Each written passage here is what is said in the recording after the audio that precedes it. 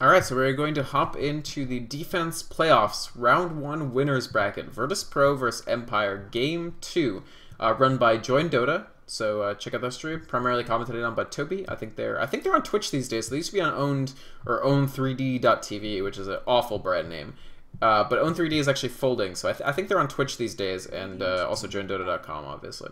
So you check them out. You should also buy it's not too late to buy a defense tournament ticket, because it comes with a sweet courier. Well, the courier is only okay, actually. It's really cute, but the animations aren't that great. But nonetheless, it's a cute courier. The tournament is actually very high quality. Even just this first game that we watched was pretty crazy, so fun. Alright, so we're going into Game 2, and Empire was sort of most odds makers, I think, for Dota would say. They were favored to win 2-0, most likely, or possibly 2-1. And they've already dropped the first game, so we'll sort of see if that is borne out, or if Virtus Pro are able to pull off an upset. So the rationale that people were using to say that Empire would most likely win 2-0 was, you know, when these teams have faced each other in the past, Empire has generally won handily. But I think that the simple fact that that's true, the fact that Empire has been able to take their previous engagements, has made Virtus Pro sort of sharpen up their anti-Empire tools. So in that game, we saw Virtus Pro sort of knew that Empire were likely to run the Wisp Chaos Knight combo. They intentionally didn't ban the Wisp, even though Wisp ban first is an extremely popular ban against Empire. Whenever you see people sort of in the peanut gallery, whenever people don't ban Wisp against Empire and Empire goes to one of their typical stomp victories, they're sort of like, oh, those idiots, they didn't ban Wisp against Empire. But in that case, we see Virtus Pro purposefully letting Empire have Wisp and countering it at every stage, making sure that they weren't able to build support value in the jungle by doing very aggressive counter warding in the jungle, and making sure that their heroes were able to develop enough that by the time the Chaos Knight Wisp became a roaming ganking force, they just teamed up completely and didn't let go of Empire's throat until the point Empire were forced to GG. And at a really early time. The entire game was over in 19 minutes. So I think Empire GG'd around 17 and a half minutes. At any rate, we're getting up in here. So Empire actually, this game, choosing to ban the Wisp. They certainly don't want to run it again because of how poorly it went last time. And they don't want Virtus Pro having it. So Empire is sort of forced to sort of take a back seat and actually ban that Wisp out. Virtus Pro, meanwhile, once again, as they did in the first game, banning out the Magnus and choosing to ban out the Nyx Assassin as well. And you can see how much Virtus Pro value this Keeper of the Light and sort of how much teams are valuing the Keeper of the Light in general these days. It was not long ago that you would not regard Keeper of the Light as a possible first pick option. But, you know, he's risen to that level. He's the supportive choice for teams after, sort of, if Nyx Assassin is banned, which he usually is. Keeper of the Light hasn't quite penetrated this top ban tier, but he's definitely at the top pick tier. Empire, meanwhile, pick up heroes that they're very comfortable with and very good with. Again, we talked in the first game about how Funnick is considered the world's best Darkseer player. Well, I don't know if he's generally considered the world's Darkseer player, but he is one of the preeminent Darkseer players. He's able to take almost any lane configuration and dramatically win it. In that last game, we saw Santa from Virtus Pro playing an amazing teamfight Darkseer, but his laning presence was okay, but he probably could have done better against Lifestealer than he did. Funnick, on the other hand, he's great in the teamfights, and he's amazing in the lane. He is just, watching him on Darkseer is just very, very, very, very strong. And so in the first game, Virtus Pro purposefully took the Darkseer so that Funnick couldn't have it.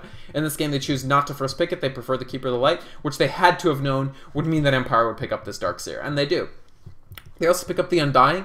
Empire run the Undying in ways that I don't see many other teams do. They do have their typical support player, Goblak, playing on this Undying sometimes. So they will have the sort of standard, let's get lane superiority and just win from there and be able to win teamfights because our Undying has good levels Undying.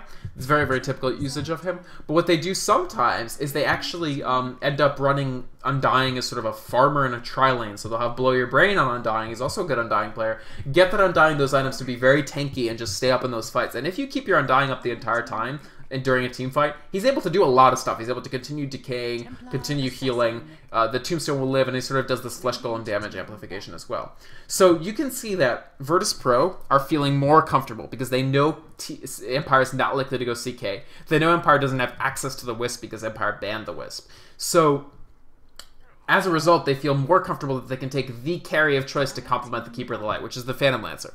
The Phantom Lancer in the last game would have been a bad choice because you can't really pair up the Phantom Lancer or the Keeper of the Light when there's a Chaos Knight Wisp on the field, because that Phantom Lancer will just not develop in the time it takes for the Chaos Knight Wisp to sort of get ganky, and then they can fly around dealing a ton of damage to you and you won't be able to defend yourself in any sort of way.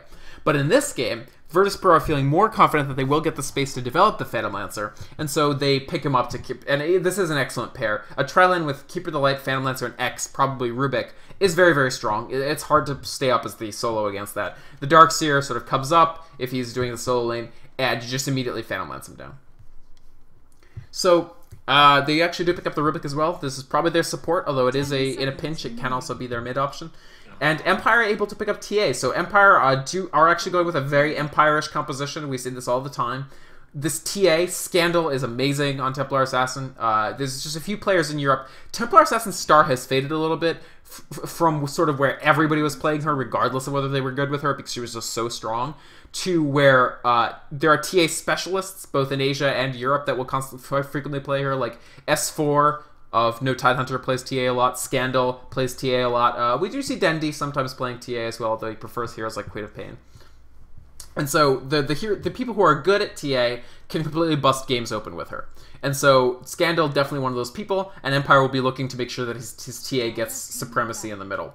And you can see that in furtherance of that goal, in furtherance of the idea that this TA wants to get complete mid-supremacy, they're going to ban out the Queen of Pain. So a hero that sort of trades evenly with the TA, more or less, and can sort of deflate her ganking just by being such a ganky hero herself, the Queen of Pain, if you ban her out, means that they can't actually use this, they can't use her Queen of Pain to sort of soft counter this Templar Assassin. So the main challenge for VP as the second draft goes is what are they actually going to do with their second round picks, especially as far as picking up a mid hero.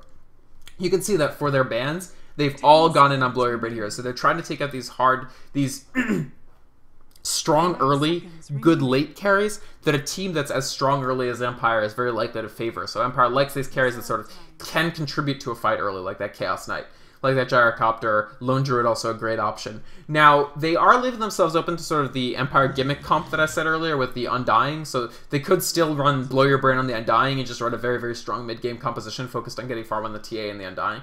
Interesting ban here, by the way, Outworld Devourer, so I'm not sure if Virtus.pro would have... I actually have no idea if OD is good against TA mid. I've never seen this matchup. The nice thing about OD against TA is if he steals OD's crowd control, his W, actually steals intelligence from the target, so you can suck away all of Templar Assassin's mana and make it impossible for her to actually cast her Refraction. And then you win. At that point, you just win that lane. So maybe that's what Empire were thinking of when they banned this Outworld OD. That's so interesting. But yeah, this is... We'll talk about this a little more later because I'm very intrigued by this. But VP, meanwhile, just straight up banning carries. And they pick up a Tinker, so they're going to run the mid-Tinker. This March of the Machines, at the cost of pushing out the lane, is going to be able to take down this Refraction from this TA very quickly. Because it only blocks X instances of damage, and March of the Machines is just constant damage in it for a duration in an area. Now, the other nice thing about building your Tinker with March of the Machines early is that what they're going to be doing is one of the supports, so either the Rubik or the one other support that they pick up for they need a solo lane, so whoever their solo lane hero is, they could go with something like a Beastmaster, and the Beastmaster, especially if they've actually, oh, yeah, that's what they want to do. Actually, I sort of talked myself into, they want Empire to take the Lifestealer, and then they will take Beastmaster. They purposefully didn't ban Lifestealer, even though he's one of the strongest carries currently in the pool, because they want Empire to take him and then take the Beastmaster, because Beastmaster is quite good against Lifestealer because his crowd control, his Primal Roar, goes right through magic immunity. So if Empire fall into this trap of, so Empire actually, they might still take the Lifestealer, but they'll only take the Lifestealer if, this is amazing, such high level thinking in this draft. Empire sort of roll the ball on down, they leave their carry for the 5th pick, in order to see if VP actually go for the Beastmaster. Because Beastmaster would have 2 uses. They actually go with Clockwork, so we have seen this solo lane Clockwork. They don't know how to go with Beastmaster. If Empire had picked up the Lifestealer 4th, I think you would have definitely seen the Beastmaster because A, he can stack the Ancient Camp. And actually they go with AM. So wow, this AM, a hero we don't generally see in the Western scene. The one person who will play Anti-Mage right now a lot is Black from Mouse Sports, and Black prefers Lifestealer anyway. But we are going to see Empire looking to go over the top, so I don't see Blow Your Brain on Anti-Mage that often these days, but it'll definitely be interesting to see his Anti-Mage. I'm pretty excited about this. AM is actually a pretty cool pick because Clockwork really needs early mana to get his stuff done. So if you actually can burn his mana down with the Anti-Mage, he will not be able to stand up in that solo lane at all. Meanwhile, VP doesn't have that great of a stacking position, so they will have this early March of the Machines, but they won't be able to kill this massively stacked Ancient Camp as early as if they had picked up the Beastmaster. But I think definitely if you had seen Empire go for that Lifestealer, you would see VP pick up the Beastmaster in response, just because the Primal Aurora is so good against Lifestealer. But Empire don't go for the Lifestealer, so they understood implicitly that VP was looking to trap them with the Lifestealer pick. And actually, even the Clockwork is good against Lifestealer because he can lock him in with a Power Cogs. And so Empire being very, very smart drafting from both teams. The Anti-Mage is a cool pickup. As long as he's able to get a lot of safe farm, which definitely gets a Clockwork solo lane, there's not a lot Clockwork can do to deny the farm of Anti-Mage.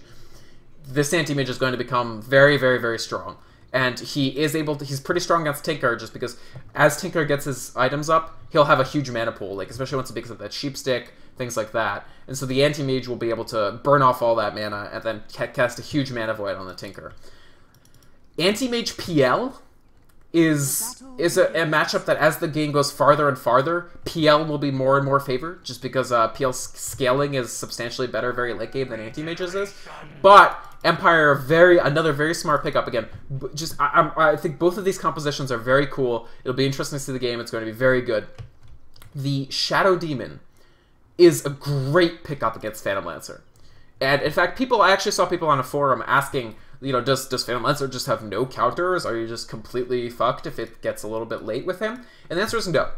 There are just non-traditional counters. This Shadow Demon is excellent against Phantom Lancer. If you watched, this was a couple months ago by now, but the G League, the end of the group stages in the Asian G League, we had an amazing game between LGD and DK. And DK was running the Phantom Lancer, and he was on Burning, sort of the quintessential carry player. If you think carry players, you should be thinking Burning, because he just farms better than anybody. He ignores his team better than anybody. I'm just kidding. He's really good. But DK are sort of the last classic 4 Protect 1 team left in the world. They always protect Burning's carry. And so he's on Phantom Lancer, and they get way behind. They get way, way, way, way, way, way behind against an LGD team run by Sylar's Anti-Mage. And what ends up happening is that the Anti-Mage has no chance against the Phantom Lancer in an engagement. The Phantom Lancer is completely destroying the Anti-Mage, even though the Anti-Mage has like 40,000 net worth or something ridiculous. But what ends up floating LGD is that they happened to pick up a Shadow Demon early in the draft. And this disruption ability is amazing against Phantom Lancer because it generates 2 illusions under your control for 8 seconds of the Phantom Lancer. And they only take 50% additional damage, which is not actually that bad. They're pretty beefy. And the thing is, every illusion of Phantom Lancer has his juxtaposed property. So every illusion that is generated by a Phantom Lancer, including generated by the opponents of the Phantom Lancer, has the ability to generate more illusions. So it turns out the only thing that can stand up against a late game Phantom Lancer is himself. The only thing he has to fear is Phantom Lancer himself, basically. So heroes who generate illusions, particularly Shadow Demon and Morphling, actually are really good against the Phantom Lancer the later it gets, because the stronger the Phantom Lancer is, the stronger his illusions are. And if you can make an illusion army of your own of the Phantom Lancer, then you're able to do very, very well against him. And so the 4th pick Shadow Demon, and actually the fact that VP didn't ban Shadow Demon and they just banned carries, might actually be the key to the game for Empire's sake.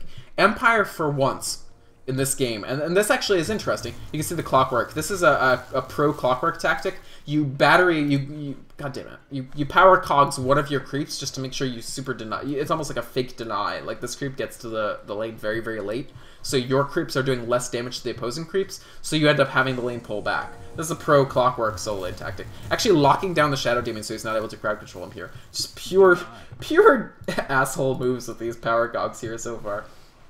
So let's talk about the lanes. We've got this Phonic, sort of the preeminent Darkseid player. Actually, Clockwork in a lot of trouble already. They rotate the Undying, they rotate the Shadow Demon. This will probably be First Blood. This Clockwork is already blocked. Well, how good will his power cogs be? That's the question. It all comes down to how good these power cogs are going to be. Actually, he doesn't even have to, just the threat of having the power cogs is enough to get him to escape there. So no First Blood quite yet. But this is a very dangerous tri-lane. It's always tough going up against an Undying tri-lane. Just so much damage. It actually takes off the last couple ticks of the health push as well there. So Undying, Shadow Demon, Anti-Mage. Scary tri-lane. In the middle, we have the Tinker against the TA. I think both heroes will end up doing okay here. TA will have the advantage until this March of the Machines ends up doing a lot to her. You can see that this Tinker definitely going the laser and March of the Machines build rather than the mostly laser rockets focus build that you sometimes see. They will be looking to stack this camp. You can see that actually, I meant to comment on this, but I was talking about other stuff. The Shadow Demon actually warded to make sure that this camp wouldn't be able to spawn Ancients, and you can see that VP already counter-warded to make sure that it would be able to spawn Ancients. So they are looking to level that Tinker up using that Ancients route. And wow, strong Tinker play already. He gets the refraction. Actually, this is a lot of damage on Scandal. Scandal has to be very careful here. The March of the Machines might take him down for first blood. He manages to barely survive with these bottle charges. So wow, really good play from the Tinker. Push the TA up under the tower, then immediately March of the Machines. So great play from Tinker there. Unfortunately, he will guess wrong for the... VP has no wards overlooking the rune spots, so TA able to comfortably pick up the rune. And that's key for her. She's really going to need these bottle charges and the runes contained within the bottles if she wants to actually be able to survive in this lane. So very critical for her there. Very important pickup. And so this TA-Tinker matchup in the middle is going to be very interesting. I'm going to be interested to see how, if Clockwork is able to get his XP down here. So far he has, so very good for this Clockwork that he's been able to survive. This is a developing strategy, this Clockwork solo lane. We do see some teams starting to run it. VP favors it more than most. I do see them running the Clockwork almost more than any other team. So I love Clockwork. I think he's a hilarious hero to watch. I think he's a fun hero. Having him in a solo hard lane scares me because, you know, he does not have natural escapes. He just has power cogs. So it's scary, but I love seeing it. So I love seeing this Clockwork, and we'll see if it works out for them. Meanwhile, in the farm lane, we've got the Keeper of the Light just sort of doing general jungle management things and helping out, I think, the mid a little bit as well. And then we've got the PL and Rubik just going straight up against this Darkseer. And you can just see the strength of this Darkseer. He has great farm already, and he's been able to deny this Phantom Lancer so much far compared to the Anti-Mage. Anti-Mage already at 19 last hits, Phantom Lancer only at 11. So you can see just the difference between tri-laning against a Clockwork, you know, sort of an average solo hard lane hero, and tri-laning against a Darkseer, the world's best hard lane hero. It's just a dramatic difference. Actually, Darkseer, however, in a lot of trouble. He does have enough mana to haste, which he'll have to do. Oh, amazing timing on that lift from Rubik. You can see he waits. He waits for the telekinesis until the exact moment that Darkseer pops his surge, and he uses that to lift him and waste the entire surge while Phantom Lancer continues hitting him. So VP actually first on the board, which I'm very surprised to see. The Clockwork survives longer than the Darkseer does. So, you know, it's just like, you know, the difference between having like a sort of shitty side lane hero and having an amazing side lane hero is that the amazing side lane hero is way better. And yeah, Darkseer actually cops the first death. Now, I want to caveat that. Darkseer has 9 last hits to Clockwork's 6, and he's a level ahead. So he's almost level 5. Clockwork isn't even level 4 yet. So he's actually about a level and a half ahead. So Darkseer, definitely you're able to get a lot more farm solo in if you're able to get that Darkseer. Which is why, you know, Darkseer is almost first ban quality, and Clockwork is not. But at any rate, I think the problem for VP right now is, okay, you got First Blood, okay, you're developing this PL, but this AM is getting complete free farm. He's already quite scary. He's well on the way to his... He has this Claymore. He's about a little more than a third of the way to his Battle Fury, which is definitely what he's going. Empire are, for once, like I said, looking to go late. They want to get this Anti-Mage way built up. They want to make sure they're able to shut down the Phantom Lancer just with the power of the Shadow Demon. And they just want to win from that. They have this Darkseer. They have their specialty Darkseer. The Undying is good when he gets a little bit of tankiness. And this TA will be able to threaten them in the early to mid-game while they build up this Anti-Mage to dizzying heights of power. So the nice thing for VP is that they have done pretty well against this Templar Assassin. Tinker is doing quite well. You can see he's leveled up the March very heavily. He actually uses a laser just to deny a little bit of farm on Scandal there. Like, just using the laser for the mischance. So for 3 seconds, essentially, your opposing player will not be able to actually land any melee hits, and that's amazing against Templar Assassin, especially because she uses this refraction. She gets bonus damage instances on her next several attacks. It doesn't matter if the attacks have bonus damage if they miss, and it does consume a charge regardless of whether your attack actually hits or not. So very interesting matchup in the middle here. You can see that they're basically tied in terms of farm. 19-6, 19-11, so a little bit better farm for the TA, but not that substantially. And are they stacking? The one thing is they're not stacking these ancient camps, so even though the Tinker does have the early march, it's not doing that much for them yet, unfortunately. Excellent timing from the Tinker. They're actually taking down that Templar Assassin ward, the psionic trap, before it's able to stealth, because after a second or so it disappears, but you can blow it up in that second.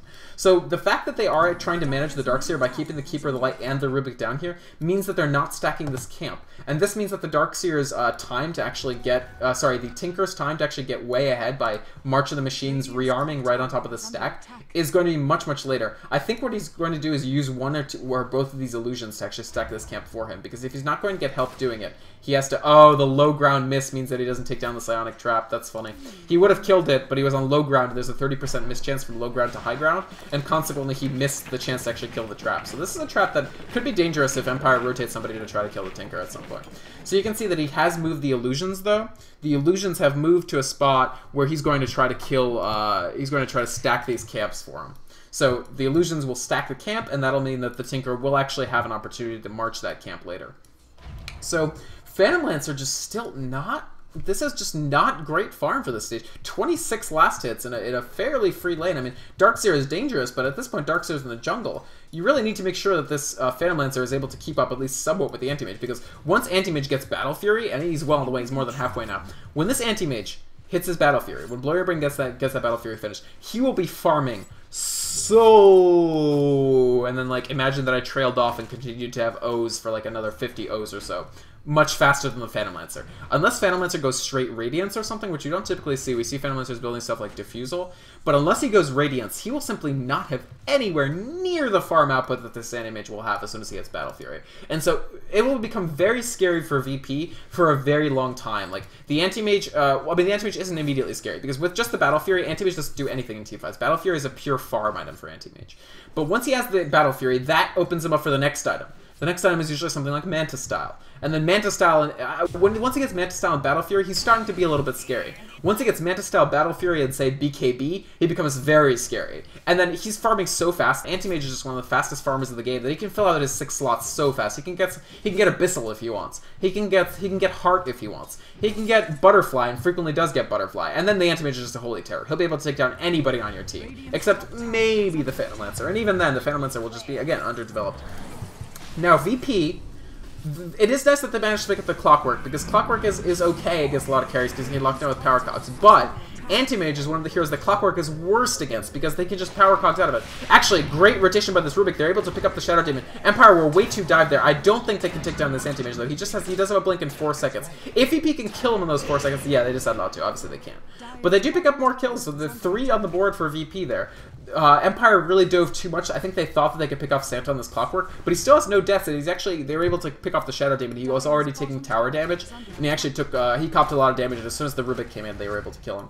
So, good rotation again from VP there. Again, good play, but this 3-0 is almost completely meaningless. Like, don't draw any conclusions from this 3-0. They counter ward once again, because Empire, you can see, are constantly trying to ward this camp. They know exactly what VP want to do, which is make sure that the Tinker is able to get a lot of farm by March of the Machines on top of this creep stack. And they want to delay that as long as they can.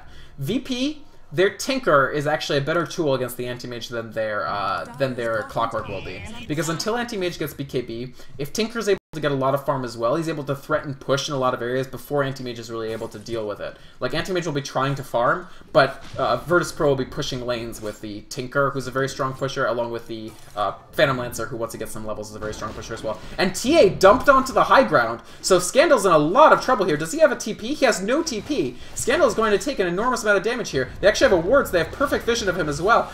Are they rotating? No, they're not rotating. They're just... Actually, Funnick runs in. He vacuums away the trees, so he's able to get Scandal away. And now Phantom Lancer has to run for his life. Actually, he comes back, so they are going to try to fight this. Phantom Lancer, this is very, very dangerous. He's going to cop a lot of damage from Scandal here. I'm not sure about this. I think Empire is safe, more or less. Big Keeper let eliminate, but it doesn't hit anybody. Amazing. Again, amazing Darkseer play. He saves the Templar Assassin from certain doom there by vacuuming away these trees, making sure that she's able to escape. And this is a dangerous situation for both teams here, actually.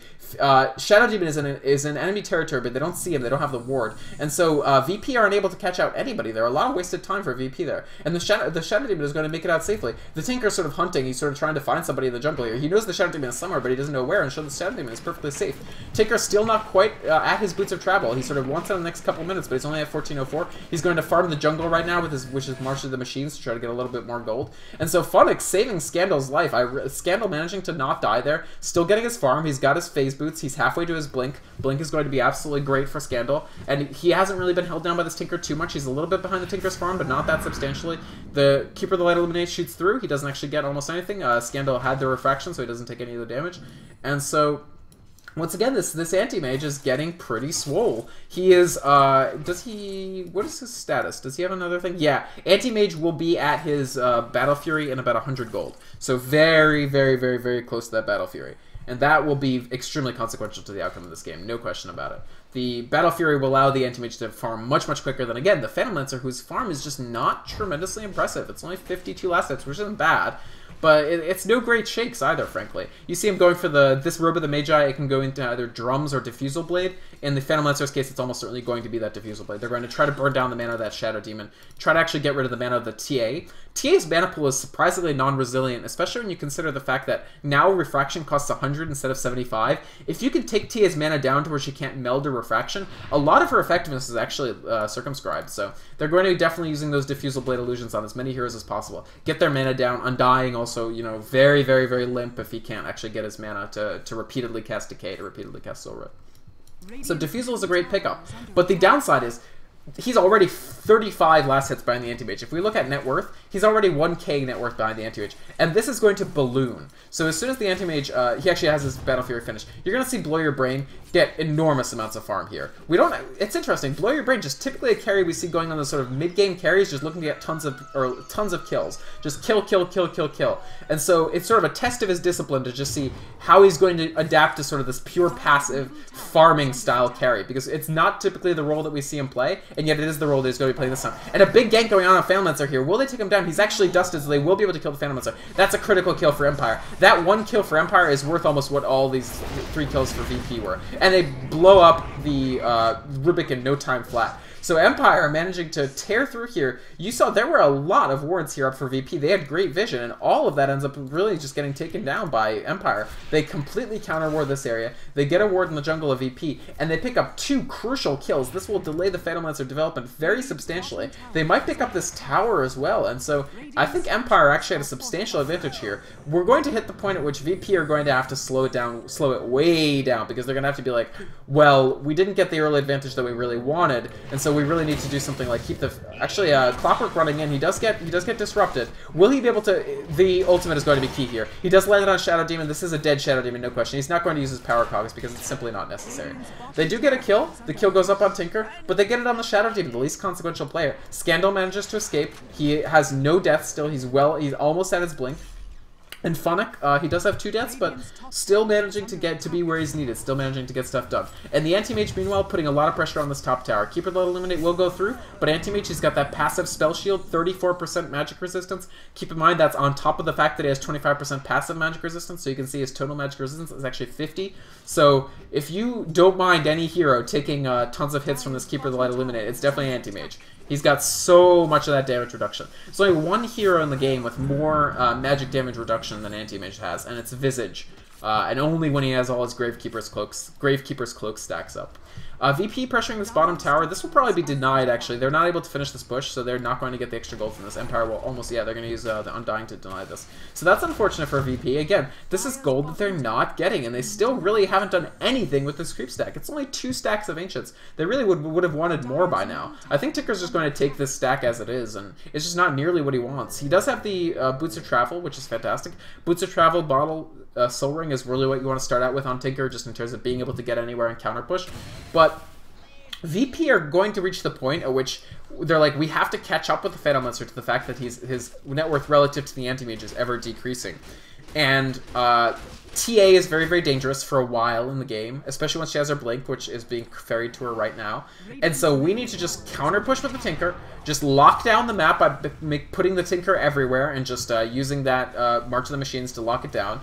And just keep our jungle safe, keep the Phantom Lancer safe, have perfect vision of it, and just get him to the point that he can challenge the Anti-Mage. Even if that takes, 20, 30 minutes, we need to slow this game way down, because in the next 30 minutes, Anti-Mage will always be more valuable than Phantom Lancer will. And we really don't have that much in the way of counter-arguments to the Anti-Mage. The only counter-argument we have to the Anti-Mage is really going to be once Tinker picks up Scythe of Ice. I think most likely we're going to see this Tinker actually rushing the Scythe of Ice. The other option is something like Blink Dagger, which makes it much, much safer for him to teleport around.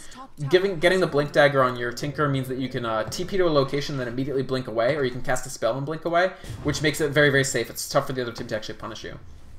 But the fact that this Anti-Mage just picked up a tower all by his lonesome, and his farm is just amazing at this point, means that they may have to do something where they go a little earlier. Yasha already being delivered. So you can see this AM is going to be scarier and scarier. Yasha well on the way to Manta style already. He's going to have that extra attack speed. He's going to have that extra movement speed. And this is going to be, you know, one dangerous Anti-Mage. VP, meanwhile, seeking to push. I think they still feel like they're, you know, doing well enough that they can afford to sort of be fairly aggressive. Shadow Demon sitting in smoke here, looking to sort of jump right on top of them with TP support from their other players. Blow Your Brain, meanwhile, it looks like they're going to seek to pick up Rosh. They actually are. So TA is an amazing hero to do Roshan with. They notice just how they're constricting the vision of VP. So VP has no vision at all of this Roshan pit. And you can really just send TA in with like a hero or two, and she's able to do a lot because of this meld. Roshan is a high HP target with low armor. So if you can reduce his armor below 0, he suddenly takes enormous damage to the opposing team. But that's why TA is so good against Roshan. So Empire get a completely free Roshan here. This puts Aegis on Anti-Mage. It gives them all gold. And this AM is just so scary for Blow Your Brain. Look, he's at 500 gold per minute. It's just incredible. They do manage to get a free pick off on Shadow Demon here, but again, I think if you're Empire, you're okay with Shadow Demon dying. You only need your Shadow Demon to have disruption. Like, that's all you care about, really. Tinker actually does go Blink, so I thought he might go Blink. I thought he'd go Scythe of Ice more so than I thought he'd go Blink. But he does actually opt to pick up the Blink. He blinks in right on top of Scandal here. They're going to try to get the kill. The Diffusal goes out from the PL. This is a lot of damage on Scandal. Will he be able to survive this? Almost certainly not. So they do Blink Dagger paying off right there because they're able to sort of get in, remove those stacks off of TA very quickly, lock her down with the Diffusal Blade, and that's a good move for VP. That's their first kill on a really high value target because killing a Darkseer is good. Killing a Shadow Demon's okay, but killing a TA or an Anti-Mage, that's where it's at. And you can see TA building quite defensively. Rather than go for the Desolator for more damage, he's going to go directly at this Ogre Club. So Scandal definitely looking to be a little more defensive, making sure that he can't just get easily locked out by the Diffusal Blade, the Phantom Lancer, and the Tinker, which is smart. Goblik copying a bit of damage from Tinker here, but not enough to actually kill him. I'm getting muy dehydrated, so I'm going to have to take a drink of water in just a second, lest I just die, straight up die. DD rune down here, only Empire know about it, so VP not actually picking it up. But again, just trying to make sure this Phantom Lancer is able to get his farm. But if you just look at the last hits, he's got 91, which is very respectable. Actually, I pick off here, so a lot of damage up here. Keeper of the Light actually dying. A huge power cogs, manages to hit 3 of Empire, so keeping them up. And Clockwork just... that was weird. I really thought... oh, he went through Funnick rather than at Funnick. So Clockwork actually getting picked up and a double kill for Scandal. That's not what you want. You do not want that TA picking up kills. Big Martial Machines coming out from Tinker. Will this be enough to actually get any kills, though? Keep in mind, AM has Aegis. They do pick up the Aegis, and they pick off Templar Assassins. This is actually their ideal situation, but they're going to lose at least one player. Actually, blink up on the Rubik. They are blinking away with the Rubik and the... wow! They managed to just lose Clockwork and whoever else died in that fight. Did somebody buy back? They just lose Keeper of the Light and Clockwork. So again, VP, you're happy to lose Clock and... Keeper, if you keep... how did Tinker live? He just played Ring Around the Rosie with Anti-Mage around this this tree here, and that was amazing. And he managed to blink away once the Aegis was up. So they peeled the Aegis off of Blow Your Brain incredibly quickly, and another death for Scandal, so pushing him a little bit. He does get the double kill, but they managed to limit the impact of the double kill just that little bit by making sure that he doesn't actually get the double kill with cheese, you know? Not cheese as in Roshan, I meant like as in like a McDonald's combo meal. So now that this is, it does look like this camp is quadruple or triple stacked, so the Tinker is finally going to take these spoils here. I think we will see him move towards the Scythe of Ice after this Blink. I was completely wrong about the Blink, guys. Like, he was completely right to pick up Blink. I shouldn't have thought that he was going to go for the Scythe of Ice rush.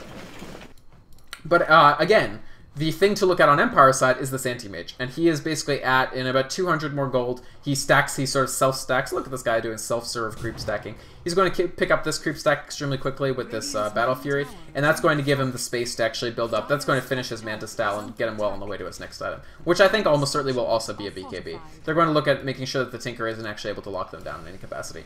If Templar Assassin and Anti-Mage finish BKB before Tinker can finish something like his Sheepstick, like his Scythe of Ice, then it's going to be much more difficult for VP to actually lock Empire early in a fight.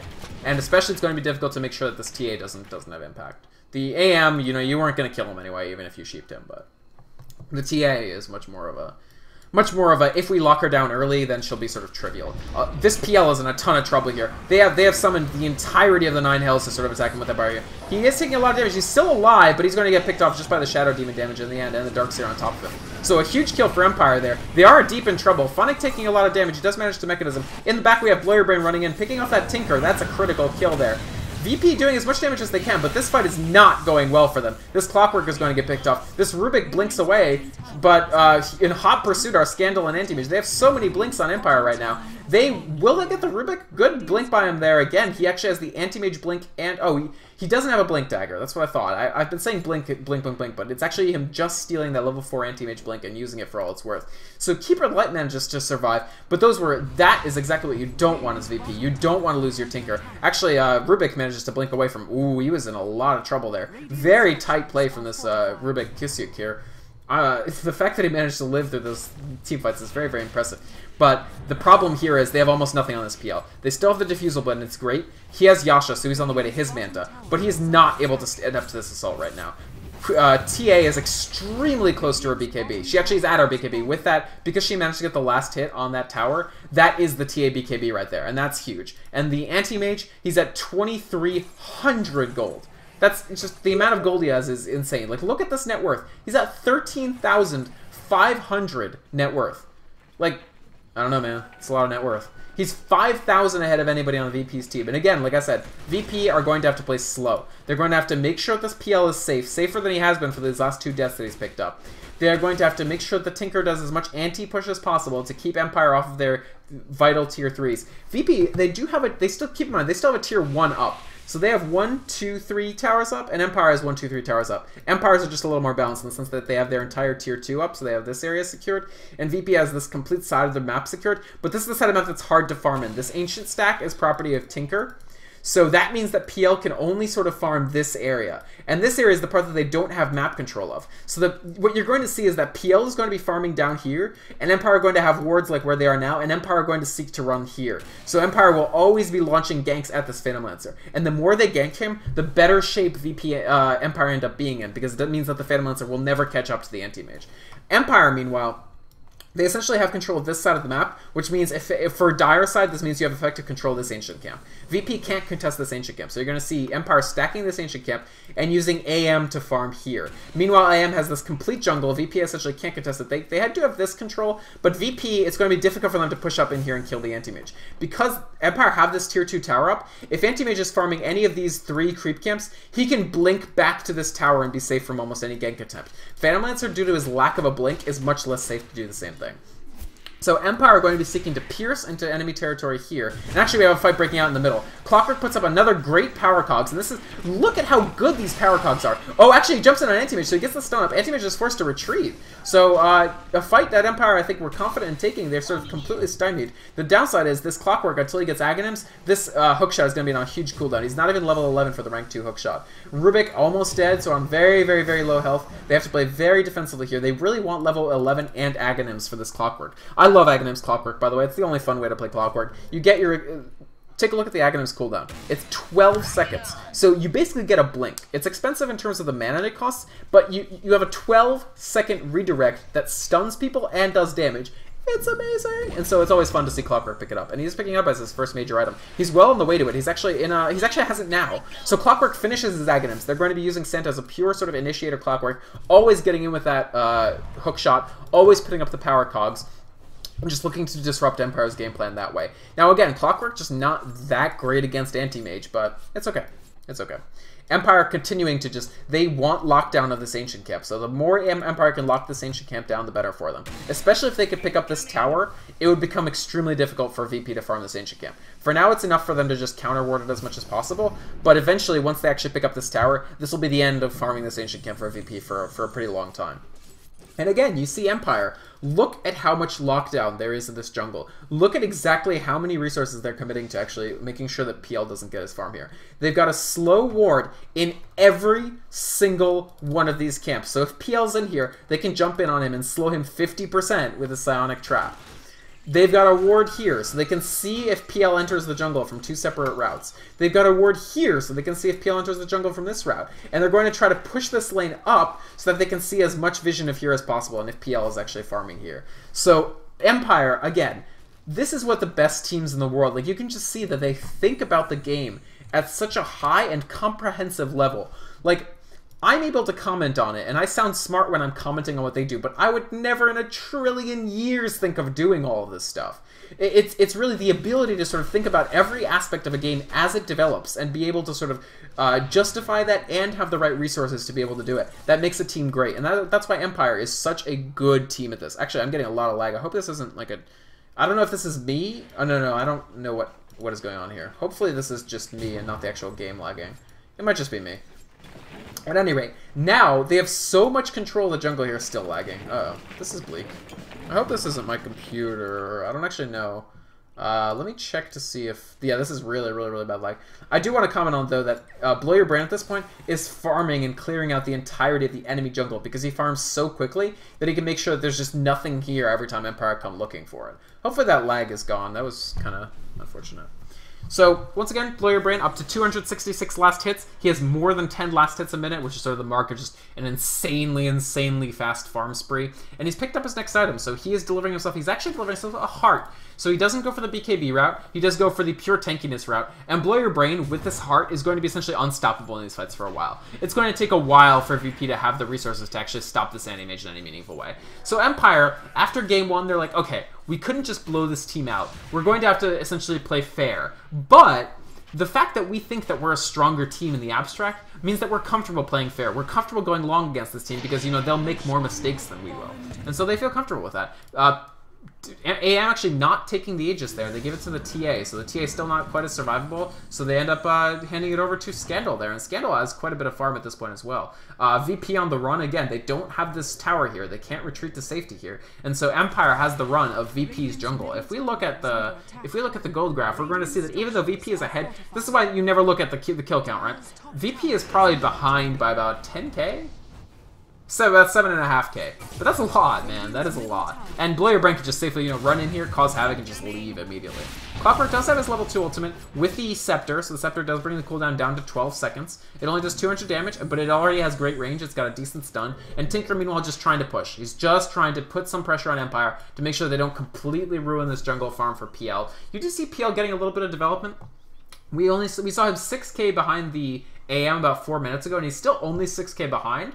6.5, but still, that's really good, actually. I was expecting him to be more behind by this point. So this PL doing a good job of sort of catching up on farm a little bit. He's currently just hoarding gold. I think what he might do is keep the Yasha and actually go straight heart. So they're going to go heart for heart.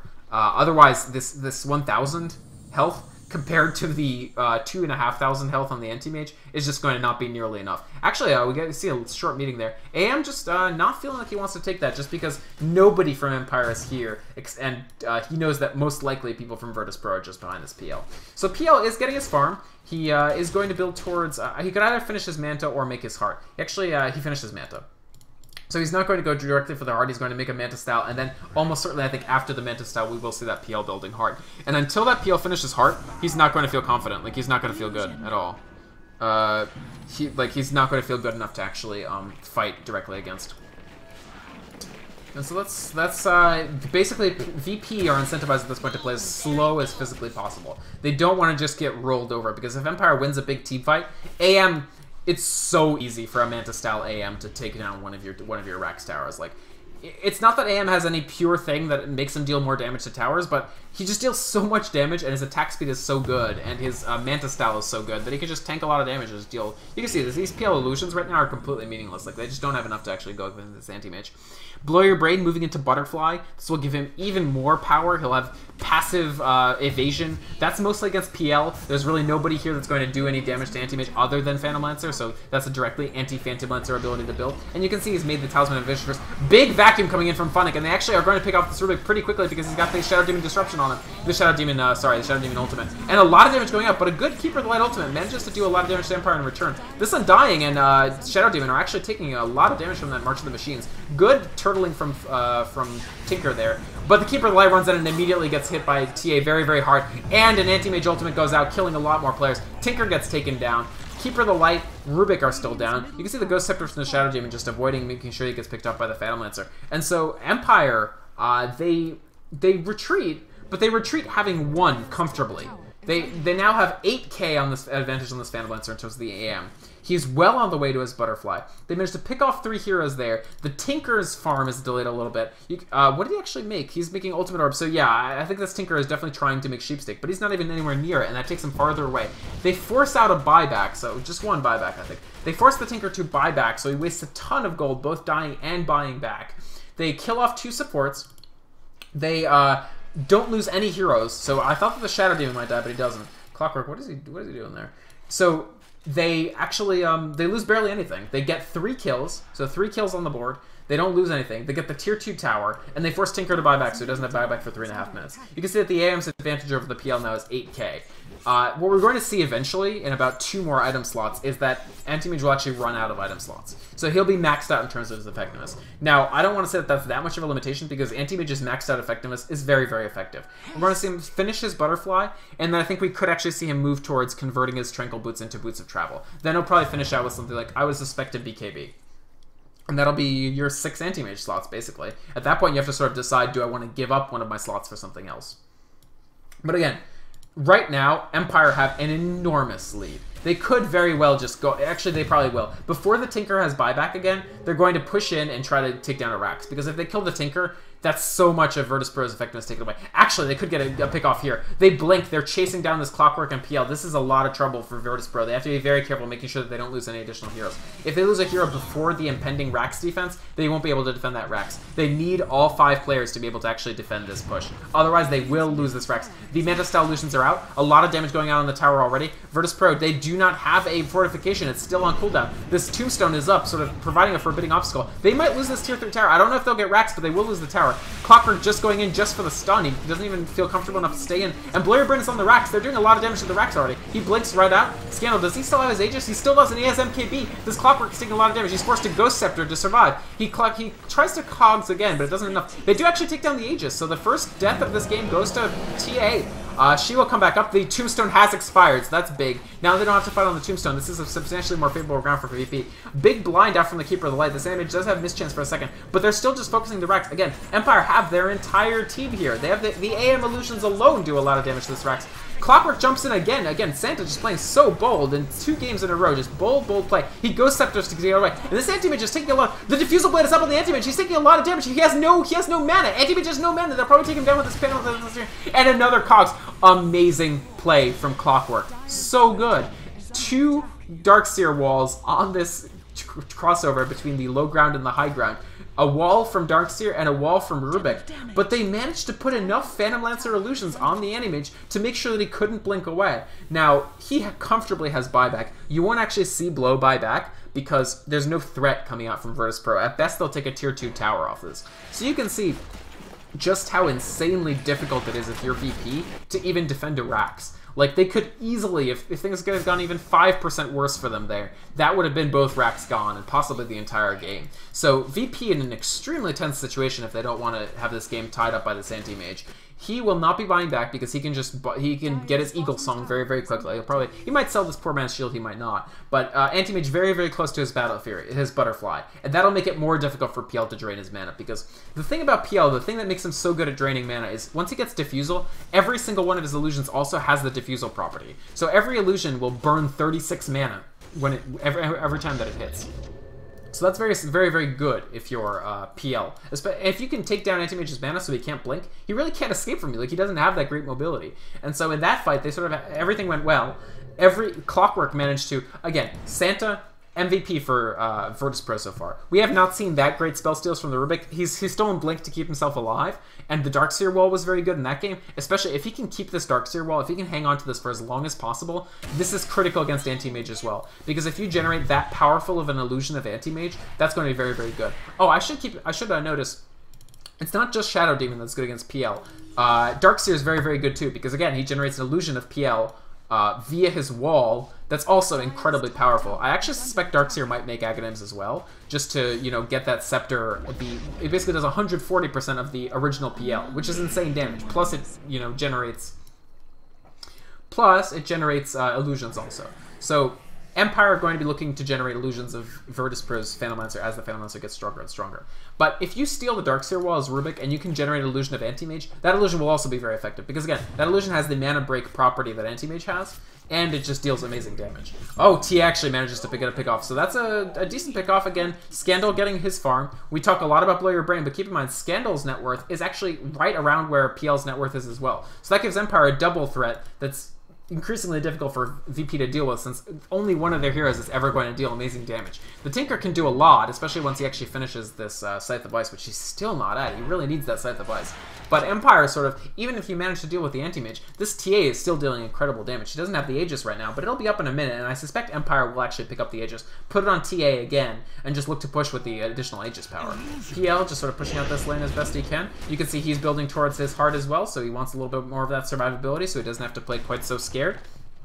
And so meanwhile, again, just Anti-Mage continuing to rule the game in terms of the amount of farm that he gets. What is he actually making? Did he make anything else? He finishes out the Butterfly. He's almost got buyback gold, so we're going to see Anti-Mage try to pick up just enough gold to sort of be able to buy back once if he does get picked off in a fight. And it's just funny, 36 minutes and this Anti-Mage is, 1-1-4. It seems like he's barely participated, but in reality, this Anti-Mage has dictated the pace of the game completely.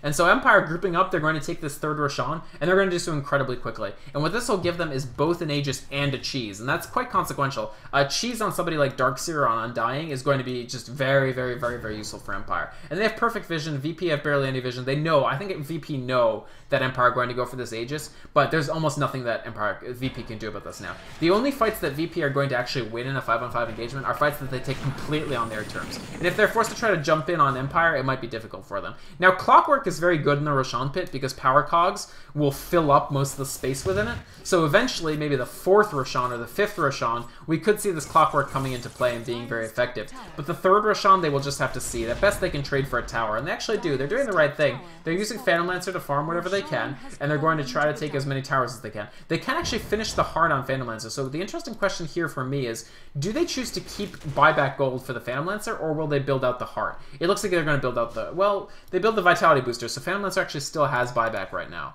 But I wonder if they're actually going to build the full heart. They're going to wait to see if Empire pushes, and then they'll sort of decide what they want to do about that. So good pressure from Phantom Lancer. The nice thing for VP is that Tinker and Phantom Lancer provide such a good counter push army that even if Empire is pushing in, once you actually clear out these tier 2 towers, you can counter threat one of their Rexes when they're pushing one of your Rexes. So, but, Empire are building up very, very strongly. You can see that this TA does have very, very good farm. And he's 5-2-2, so even though he had a fairly slow start just because it's tough to lane against a Tinker as a TA if he builds March of the Machines first, Scandal is becoming very, very effective. And he is tracking Airman's farm pretty well, so this PL is not getting substantially ahead of this TA. Now, PL scales far better than TA into the very late game, but still, you can actually see, did you see those 2 illusions of Phantom Lancer? They do actually use that Shadow Demon to start generating some PL illusions, and they managed to stick up against those enemy PL illusions pretty effectively. Empire, again, just looking for map control, vision, and they're just going to push. Let's see, who did they put the Cheese on? Right, so they have the Aegis on Scandal and the Cheese on Anti-Mage, and that's perfect. Anti-Mage, it's impossible to make Anti-Mage not blink with your Diffusal PL illusions if he's got the Cheese to regen the health anytime he wants. So it's going to be very tough for VP to actually kill this Anti-Mage because he has essentially 2 lives, and they've got 2 lives in the Templar Assassin. This next fight is going to be extremely important. I think if Empire takes the fight comfortably, which they are at an advantage to do, if Empire just take it, I don't know if it'll be GG, but it'll be very, very, very close to a GG. Because they'll get the racks, they could get 2 sets of racks, and it'll just be very tough for VP to fight. Note that VP are basically all in terms of the Phantom Lancer did decide to finish his heart because he doesn't feel comfortable otherwise, which means that he might, if he gets a little more farm, he will have buyback. But if he doesn't, like right now, if he died, he would not have buyback, which is dangerous, right? If your PL dies early in this fight, you have nothing, essentially, to stand up to that TA and AM. And actually, the Mana Cell illusions have begun to hit. Blow Your Brain is actually stunned with it. We have a Clockwork coming in. Blow Your Brain was sheeped for a moment. He peels back a little bit, but Empire are still seeking to just deal maximum damage to this Rax. They don't care if they take some damage. They just want to threaten the Rax. And actually, they're forced to peel back. So again, it's that turtling power of Tinker. Tinker gives you very, very good power to just turtle in a particular location. If you have the time to stack 2 or 3 stacks of March of the Machines, it is actively difficult for the other team to sort of just push into you. It becomes really, really hard. And that's why I sort of said they couldn't contest the Roche yet, but they can do something like defend here. Because if you're defending here, you can put these stacks of March of the Machines up ahead of time. You can start putting up the first one when the other team is here. You can put up the second one when they're here. And when they're on you, you can put the third one in addition to doing all the other things you're doing, like repeatedly scythe-devising the anti-mage.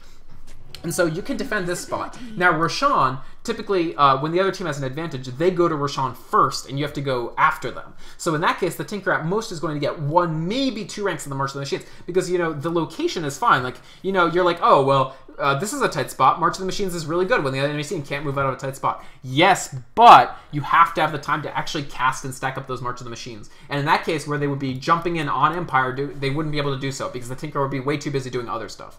Consequently, right now, VP don't have any chance of contesting these Roshans. I think when we see the 4th Roshan, it depends on where the PL and Tinker are by then, but we'll probably still see them not being able to actually do anything about that. I would dig in for a game that's going to be very, very long unless Empire can blow it out. It'll either be an Empire blowout in this Aegis cycle, or we're in for a very long game. Again, at this point, there's not much left for Blow to do. He has his buyback gold. He's going to convert his Tranquil Boots into Boots of Travel to get that additional TP. That's the main thing we're going to see him do. That's about all he can do with this item loadout. He will eventually replace this cheese once he uses it with something. He could get a BKB, he could get more damage. Both of those are options. But at any rate, Blow is getting close to peak effectiveness. Now, Scandal, there's still quite a bit of room to fill it out. He could replace his boots as well. He is going to lose this Aegis sooner or later, obviously, actually in about 2 minutes. So Empire are looking to push while they still have the Aegis on Scandal. Because 2 lives on your 2 carries is fantastic, right? They did seek to actually find somebody out there. They grouped up and thought somebody might be in the jungle that they could pick off. Again, look at how much killing potential Empire has in this jungle. Like, they have almost perfect vision and they can slow down anybody. But VP actually, to their credit, they've been very smart. This PL hasn't ventured into his own jungle in about 20 minutes. He's been farming this jungle because Empire don't have this massive lockdown here. So very smart play from the PL. The fact that he's only died, the last time PL died was a really long time ago. Actually, he's in quite a bit of danger now because Empire have moved people up, and actually Anti-Mage and PL are going to meet up. Good invisibility by this PL, sort of smelling danger and getting out while he can. That's very smart. He's going to have to make sure he's far away from this Anti-Mage by the time this expires. Anti-Mage, does he see him? Did he see him there? He did see him. Oh, but he walks the wrong way, so AM doesn't quite detect where the PL is actually at, because that would have been dangerous. PL's not equipped to actually man-fight Anti-Mage right now. If he generated a lot of illusions, maybe, but I doubt it. You can see Blow, he doesn't even bother selling the Tranquils. He just builds the Boots of Travel in the base. They're going to be delivered to him, and he'll get rid of the Tranquils when he damn well feels like it. It's true, the Tranquils actually, in a vacuum, like, the extra armor and HP regen is a little better than the Boots of Travel, so you can keep them until you actually decide to replace them once you're in a base. Empire will push this tier 2. There is no point in VP using their fortification. A lot of inexperienced teams will just use fortification whenever they're taking damage, but if you can't... Oh! Maybe I spoke too soon. They do use fortification. They're going to put the PL illusions in. The PL illusions march in. They do lose the tower, so I don't know that fortification actually at any point. It was just, I think they just wanted to give the PL a little more time to farm these ancient camps, because they weren't able to defend the tower, and they didn't actually manage to get any kills. So, and that gives them a 5-minute cooldown.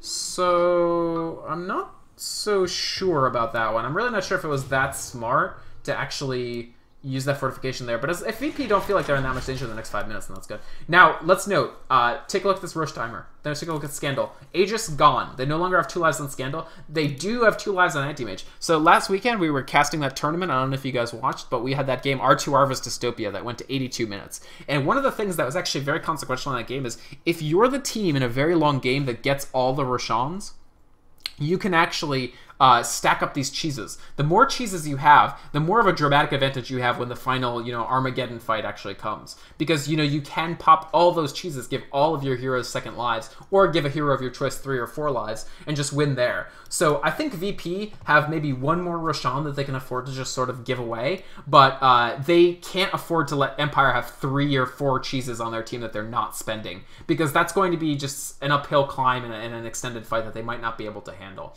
But I do think that the next couple engagements are going to be very interesting. While this game is paused, I'm going to quickly get a drink of water, because otherwise my voice will die. So I will be right back, and hopefully nothing happens while I'm gone.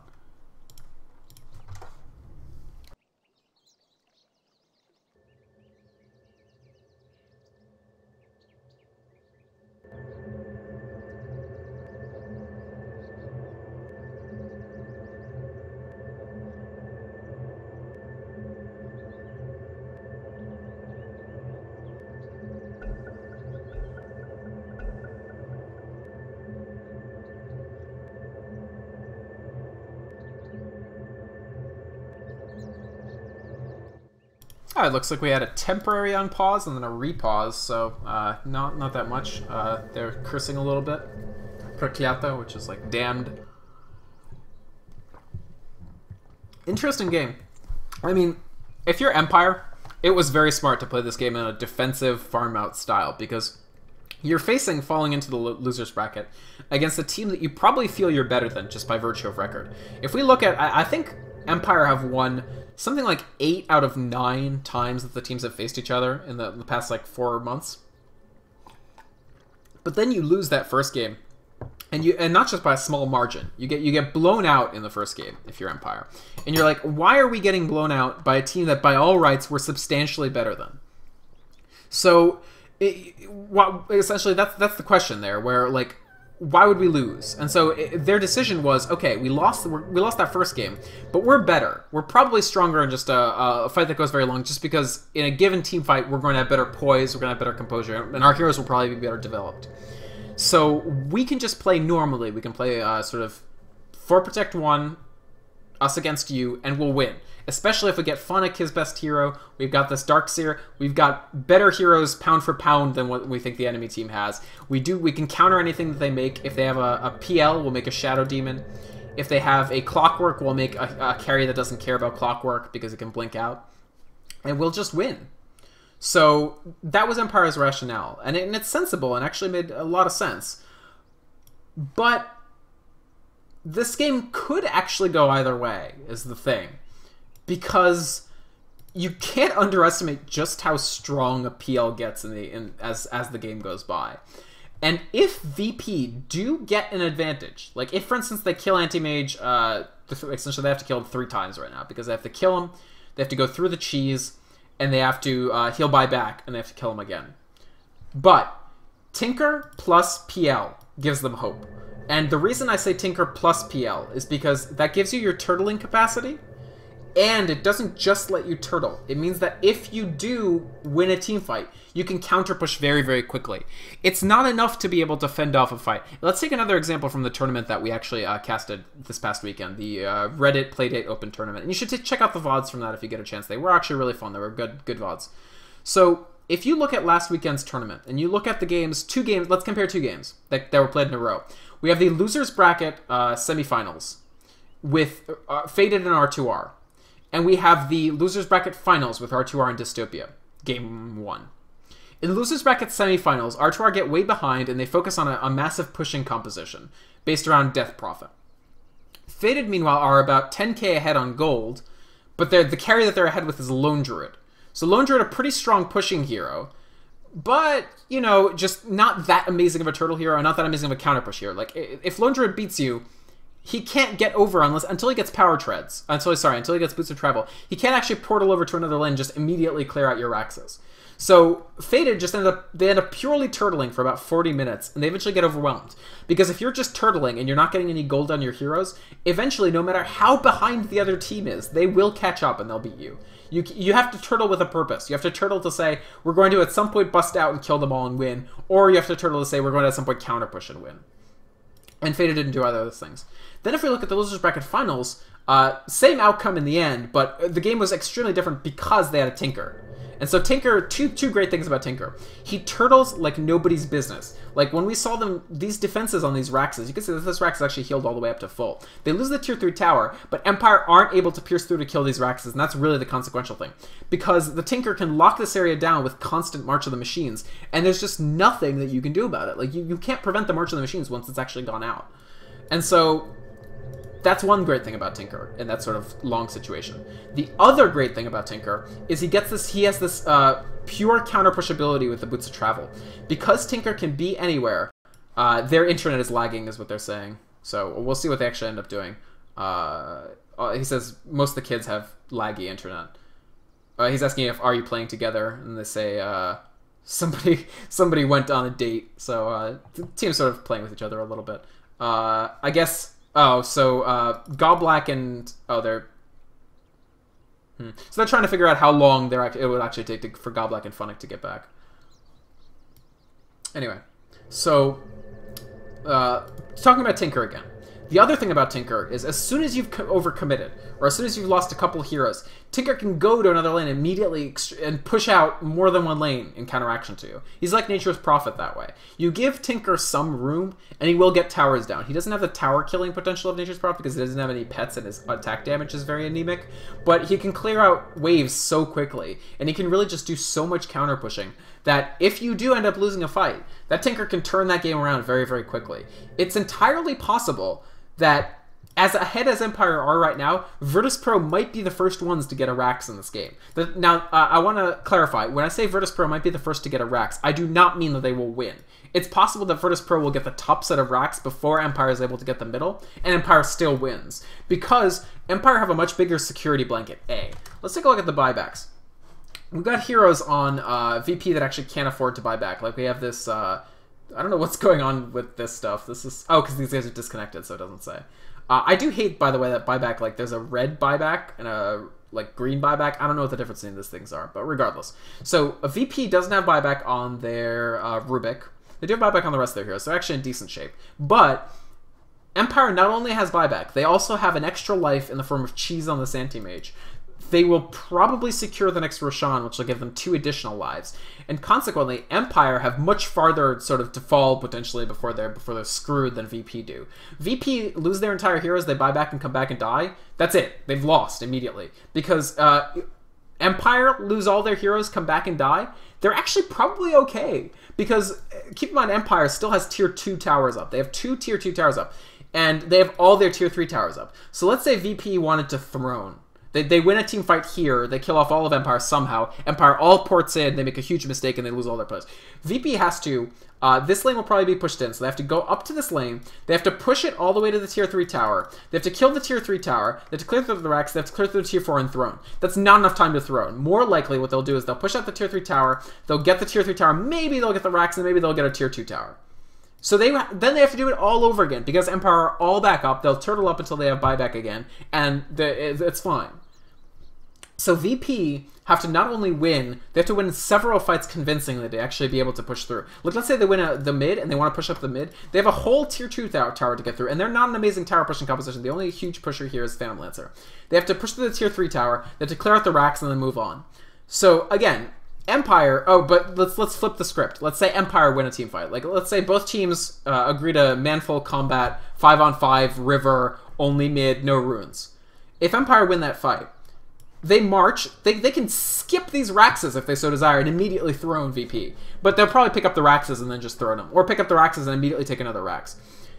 Right now, Empire's ability to clear out buildings is substantially better than VP's, just because VP can only rely on the Phantom Lancer, and he has to have pre-built his illusions before he reaches the base, because Phantom Lancer doesn't generate illusions when attacking a building.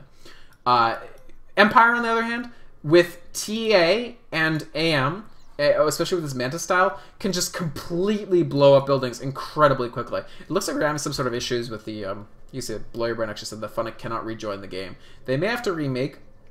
The nice thing is I think this game is probably saved on the server, so they can, they might have to, they'll just load the game. So it looks like we're actually going to get a remake. But, so they're going to remake as quickly as possible, I think. So, but anyway, so the note is that basically the danger situation for VP, like, it looks like they've stabilized, right? Like, it seems like the game is more or less stable for them now. They just have to play very, very, very, very, very defensively. But in reality, it's still extremely dangerous because their downside potential is extremely high relative to Empire's. Empire can afford to sort of lose and they'll still be fine. Whereas, again, Virtus.pro, if they lose anything, they're going to be, they're going to get blown out immediately. So anyway, it looks like we're going to get a remake in terms of the load. So the game will not actually be restarted. We'll just restart at, I can't remember if it's 30 seconds or every minute. So it might be that it'll start at 43:00, but nothing happened in those 48 seconds anyway, so it's not the end of the world. Or it'll restart at 43:30. I don't actually know exactly how the loads are these days, but it looks like we're going to get a remake. So I'll jump into the next game as soon as it goes. So let's take a look at the graphs for now.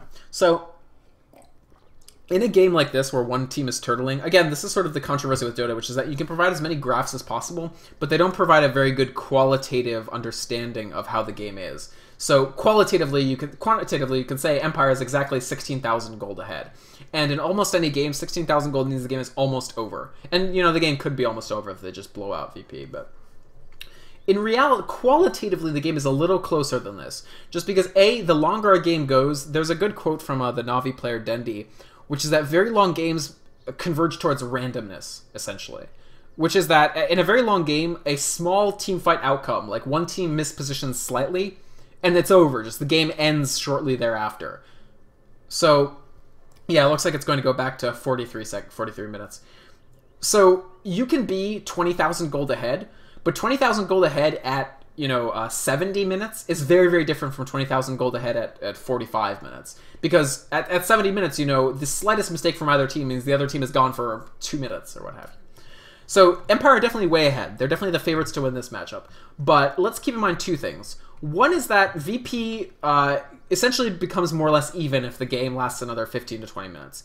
Two is that VP can lose this and still go to a game 3. So if Empire have a lot of trouble taking VP down in this game, VP are going to feel, I think, pretty good about their chances for winning the third game. And this is definitely actually, I think, in any series that we've watched of Empire versus Virtus.pro, this is the best that Virtus.pro have ever done. Because, like I said, I think Empire has taken 8 of their last 9 matchups. And especially in the Premier League playoffs, the Empire just blew them out. Like, Virtus.pro didn't have stand a single chance. We're going to go, I think we're all going to migrate over to the new lobby. So I'm going to load. It's going to happen. What's going to happen is that in tournament games, Dota saves at every minute interval. So it'll be saved at 43 minutes, and we'll resume from there. So we'll just wait for this. We'll wait for the tournament lobby to come up. It's only going to come up when they actually load up the game. So once everybody comes in, we'll sort of see.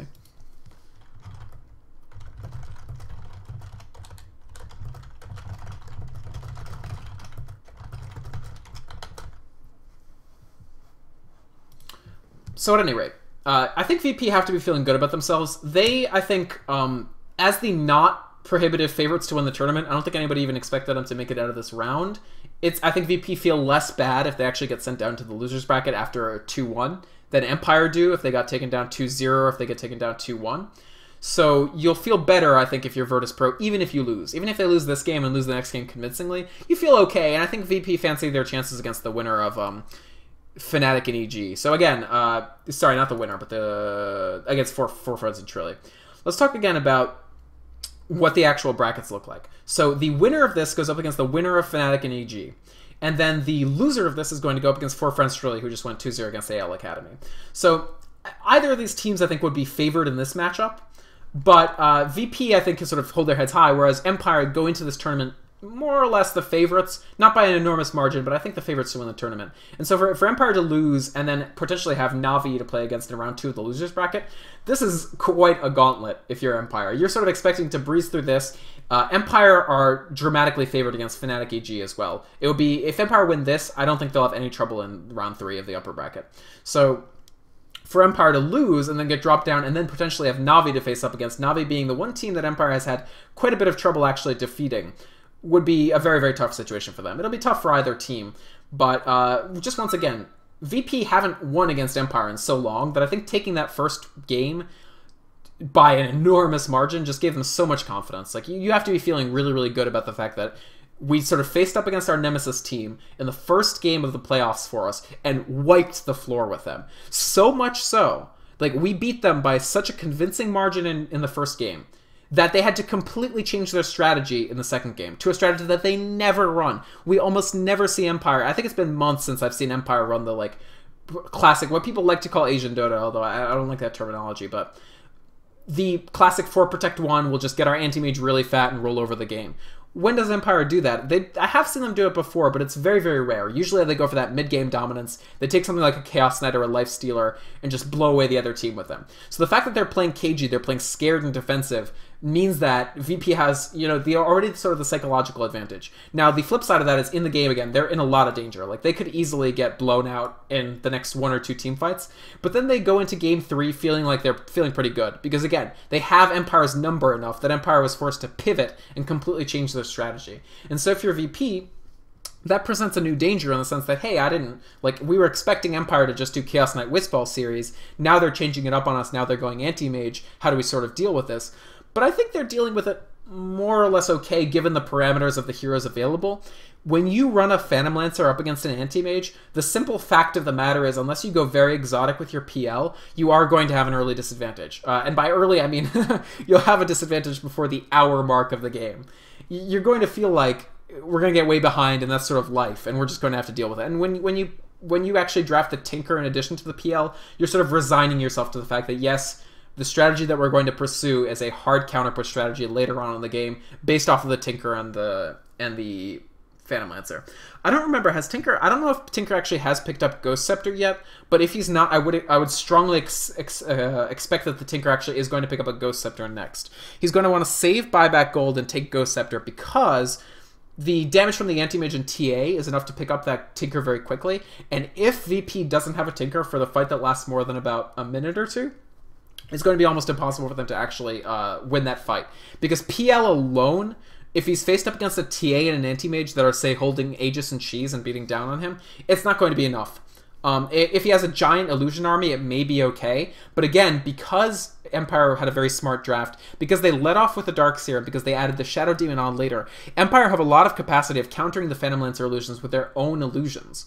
And so if they're able to do that, if they're able to sort of build up an illusion army, especially if they can do it on the low ground before they go up into the base of VP, the Phantom Lancer alone isn't nearly enough to actually win them the ensuing teamfight. They need to make sure that the Tinker actually is able to lock down either the Anti-Mage or the Templar Assassin with Chain Scythe of Vice. Again, the strength of Tinker is that every item of his can be refreshed as long as he has enough mana to do it. So while his mana pool holds up, and it holds up for a very good long time if you have Bottle and you have Soul Ring, because you can rearm, use your Scythe of Vice to lock down Anti-Mage for, say, 3.5 seconds. Then you Soul Ring to get some mana back, and you rearm again. So you get essentially a Soul Ring cycle of 150 mana every single time you rearm. Rearm at max rank costs, I think, 300 or 400 mana. I don't exactly remember the exact value. It's one of those two. Let's actually look it up. Let's do a bit of a learning journey here.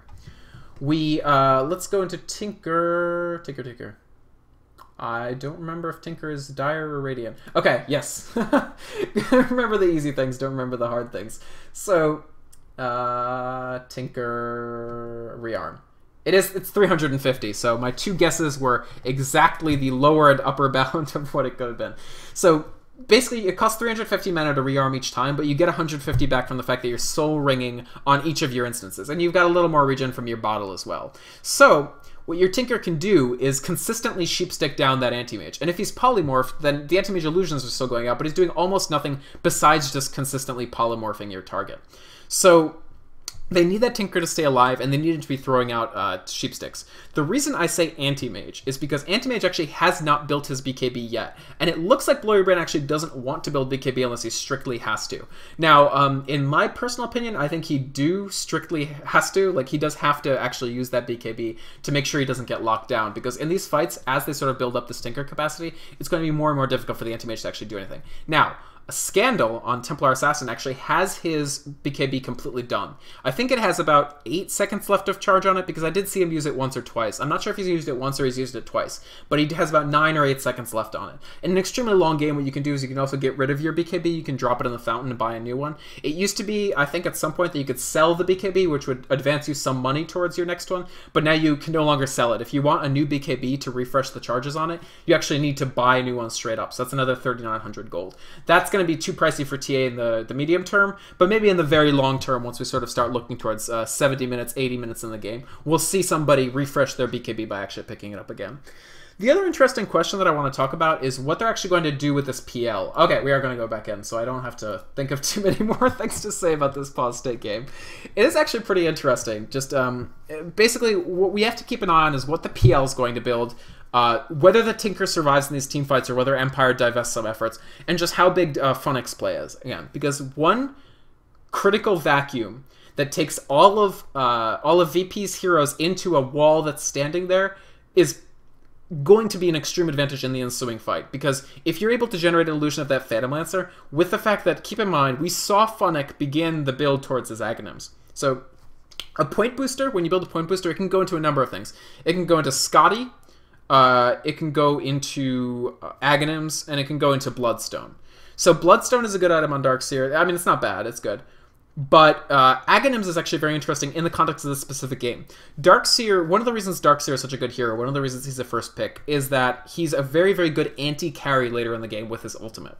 Because as strong as the opposing carry is, usually what defines a carry in Dota is that as the game goes by, their right-click damage, essentially their auto-attack damage, becomes stronger and stronger. And it becomes something that you can't actually deal with.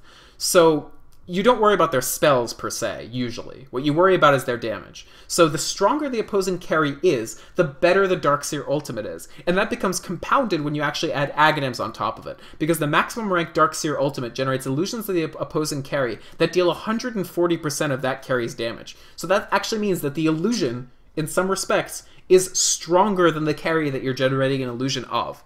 And so that's what makes Darkseer so very, very good. And so if they're able to generate, 140% damage PL illusions, in addition to illusions of everybody else on Virtus Pro, it'll not only be impossible for me to tell what's going on in the fight because there'll be too many illusions, although that is certainly true. It will be impossible for me to tell what's going on in the fight due to the number of illusions.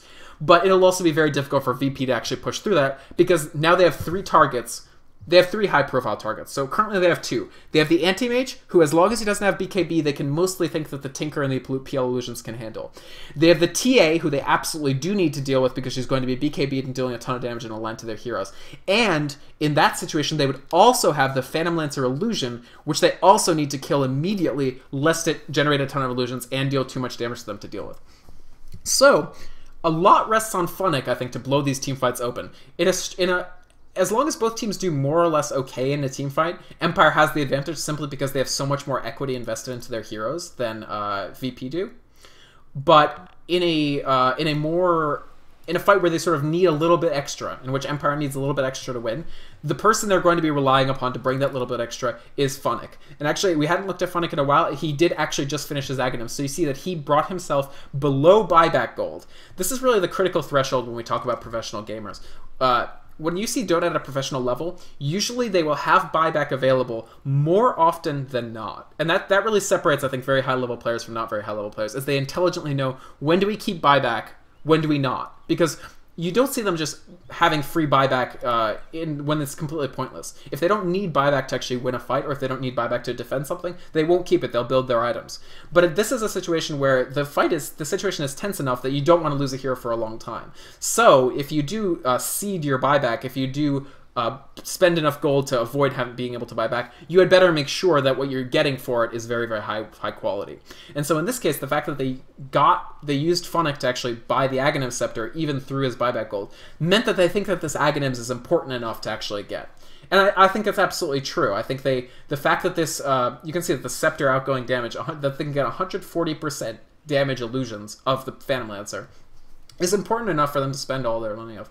Now, the other thing to note about Funnick, I've talked about him sort of being critical to these teamfights, and it's in more ways, because this Darkseer hasn't built super tanky, like you don't see him picking up, you don't see Shivas, which gives him a lot of armor, and gives him the ability to slow enemies, and you don't see something like a Heart or a Bloodstone on him. This Darkseer is actually not tremendously tanky, like he only has 1700 HP and about, he still has 18 armor, so that's good, but not amazing. And all of their support items are actually on this Darkseer. So they've got the Mechanism on the Darkseer, and they have the Pipe on the Darkseer. VP actually looking to just roar out of the gate and do some damage to this Anti-Mage. So in the redo of the 44th minute, Empire pushes a little bit harder on this tower. They do a decent amount of damage to it. Actually, quite a bit of damage to it, about a third of its health. But VP do manage to push them back. They try to get a little bit of damage out on Blow Your Brain, but not really that substantial. He actually has gotten rid of his Tranquil Boots in this version of the world, and he's having his Boots of Travel delivered to him via this courier. I'm lagging a bit. I should restart Dota eventually. Probably after this game I'll restart Dota just to fix my lag situation. Alright, so, back up towards VP. Back up towards Darkseer. Darkseer has a mech, which is important to cast in any sort of team fight, and in these very long team fights, you might actually get 2 uses of the mech. It would require it to be 45 seconds, but you'll see these team fights last a pretty long time. And he has this Pipe. Pipe, I wouldn't really worry about, but if VP are able to pick off the Darkseer quickly, then it's a... What about the Rosh timer? Well, he'll come back. The timer's gone, but I'm sure Roshan will still respawn. It's not really a big deal. So, if they're able to pick off this Darkseer, and make him unable to get up those ultimates, make him unable to use his mechanism repeatedly, then that actually offers VP a decent chance. Now, the problem for VP is if you're like, oh, well, yeah, fine, we'll kill the Darkseer, that means that here essentially means that you're not killing the TA, you're not spending time killing that Anti-Mage, And that's time that you'd really rather spend doing that stuff. Let's take a look at the net worth graph. We do see Phantomancer starting to sort of accelerate past TA a little bit, just because with these illusions, Phantomancer can farm in multiple places at the same time. Like, he can just use these illusions to farm here while he goes somewhere else. In this case, he's just playing safe and sending himself back. But Phantomancer is able to do multiple level farm, and that's very strong for him. So he does get a little bit ahead of the TA. You see him actually 4.6k in terms of net worth ahead. But again, this anti-mage is still ruling the roost. Bloyerbrand actually just lost some equity. I think something's on the courier for him. Yes. He actually gets rid of the cheese. He builds Abyssal. So, wow, Bloyerbrand actually he's ditching all of his gold. He's not going to have buyback until he gets some more. He will get more gold, though. And he gets rid of the cheese. This is interesting and ballsy. He's actually picked up the Abyssal Blade. So what this does is, let's take a look at this item, because we don't see it that frequently. It's extremely expensive. It requires a Sacred Relic, so it requires 3,600 gold just from the Sacred Relic, and then it requires additional items on top of that. But the Abyssal Blade gives you some strength, so it gives a little bit of survivability. Survivability is fantastic for anti-mage, especially on top of that heart. It gives a lot of damage, basically coming from the Sacred Relic side of it. It gives you passive bash, so we do see, we do see Abyssal Blade decently on anti-mage. Basically, anti-mage is very good with Basher. Basher is an item that gives you a passive chance to bash, essentially, to stun for a low period of time on your target. And so anti-mage, because he has such high attack speed, like, take a look at his attack speed. He is at 0.47 seconds for each attack. So 2 attacks a second, or a little more, give him a chance to bash the target. And that lets you actually have essentially passive lockdown opportunity on someone later on in the game. Now, once you have your basher, if you don't want to get rid of it, you can add the Sacred Relic on as sort of a value add, and then you have the ability to stun for additional 2 seconds on top of that. I'm surprised he got rid of the cheese, but I mean, he does need to have 6 item slots worth of equity, so... You can see that Bloyerbrand farms so quickly at this point that he already has his... He doesn't have his buyback gold quite yet, but in just a moment he'll have his buyback gold. Yeah, it'll probably... Yeah, he doesn't have it, but in 404 more gold, the anti-mage will have his buyback gold. Is that correct? I don't think the Aegis should actually be gone. At any rate, the other item that I want to talk about is this Assault Cuirass. So this will give Anti-Mage even more attack speed. It'll take him pretty close to the attack speed cap, actually. In addition to lowering the armor of all of VP's targets and raising the armor of all of Empire's heroes. There's a discussion that there might be a bug in the remade game instance of this. That's kind of unfortunate, actually. If this Aegis lasts the permanent period, that would be very, very bad. I don't think this really matters. They're visible in... Actually, are they visible in the sense that through the Fog of War? Let's take a look at... Sorry, I meant the Radiant. Just going to examine these. Well, they don't have any Envision right now, so we can't actually tell. Alright, well, not a big deal. Regardless, we'll see if the Spectators sort this out. We do have a pause. So, Roshan does expire. Roshan does come back up. They pause. They lost the Aegis. It looks like the Aegis actually lasted the 10 minutes rather than the 6 minutes. It's possible that the reloaded version of the game is running... I hope it's not running an earlier patch. That'd be really bad. Because it used to be, of course, that the Aegis would last the full 10 minutes up until the next Roshan, and now it only lasts 6 minutes after you kill Roshan. So a new Roshan does come up. They will be getting their first cheese and their first Aegis because their Aegis expired and their cheese they sold for more money. Oh wow, look at this. Look at this racism from Holy Master, not respecting the right of people to speak their own language. Goodness gracious. Don't worry, Holy Master. They're not saying anything very interesting. That's only the relevant bit that Godlike has disconnected. What did they say before? Nothing tremendously relevant, frankly. So... The TA does have Assault Cuirass, which is the ability to sort of reduce the armor. It'll mean that Roshan dies even faster. What this actually means is that Empire will be able to get this Roshan without any sort of contestation from VP. So VP, even if they were able to jump in and sort of get Roshan, this Roshan will die so quickly if we ever get Undying back up into this game that they won't actually have to worry about it. Empire will kill this long before VP are able to maneuver there. A lot of these heroes don't move tremendously quickly. Rubik does have his Blink Dagger, but you can see sort of he has Power Treads. That's not going to make him move tremendously quickly. He's got 345 movement speed. Clockwork can jump across the map at will, and Tinker does have Boots of Travel. But, you know, the Keeper of the Light has to truck over there. The Phantom Lancer has to truck over there. This is a free Roshan for Empire. And again, keep an eye on these Roshans, because sooner or later, to win the game, I think VP has to contest one of these Roshans. They can't just let Empire take every single one of these free. That's not to say that they should jump in on a difficult fight and just make it even more difficult by all dying. Like, you'd feel like a pretty big asshole if you jumped in with your entire team on a Roshan and the other team just wipes you immediately and you lose the game. It's not worth it, right? It's more worth it to give up the Roshan if you're likely to lose the ensuing fight than it is to not give up the Roshan and lose the ensuing fight. But I think when we look at the next Roshan, and again, I sort of just... When I talk about these sort of hypothetical situations, what I'm basically doing is gaming it out if the game goes long. There is always the possibility that Empire simply wins. So Empire can win in the next 3 minutes if they just win a big team fight and push through. And that could happen. The route to victory for Virtus Pro involves the game going quite a bit longer than 3 additional minutes. And so when I talk about, the next Roshan, I'm essentially imputing the idea that the next Roshan is something that will actually happen, which is not a certainty, but it's a possibility. And if the game's going better for Virtus Pro relatively, we will see another 1 Roshan, another even possibly 2 or 3 Roshans. And so a thing to keep an eye on is who Empire choose to put these Aegis and Cheese on. Because at this point, Anti-Mage, take a look at this. He has no item slots. There is no room for Anti-Mage to develop any more than he currently has. All he needs is buyback gold. None of these items are really items that you feel tremendously comfortable ditching. You obviously can't ditch the Boots of Travel. You need a pair of boots, like you need to be able to teleport. You can't really ditch Manta Style. He just bought the Abyssal Blade and it costs a ton of money. And this Butterfly and Heart and Battle Fury are all very effective too. The one that he maybe could get rid of is Battle Fury. I think we actually might see him sell his Battle Fury later for something like a BKB. But that's sort of... You can see, Empire, just how quickly do they kill this Roshan? Maybe like 10 seconds that the Roshan survives. So VP's window to actually get in and do damage would have been very low, if indeed they wanted to deal damage. Which, as I said, it wasn't really within their interest to actually go in and try to fight that out. I'm going to maybe lower graphics settings, because this is choppier than I generally like this to be. I don't want you guys to have to experience choppy streaming. So let me slightly turn this down, and I'll just restart Dota after the next engagement. Actually, no, I don't have time because Empire are going to go in. So you can see VP doing a little bit of area denial by putting these power cogs down. So they're just trying to make sure that it's a little harder to actually go up on high ground. It's much smarter for Empire, obviously, to go up in here because, there's no tower here they don't have to worry about. Who did they put cheese on?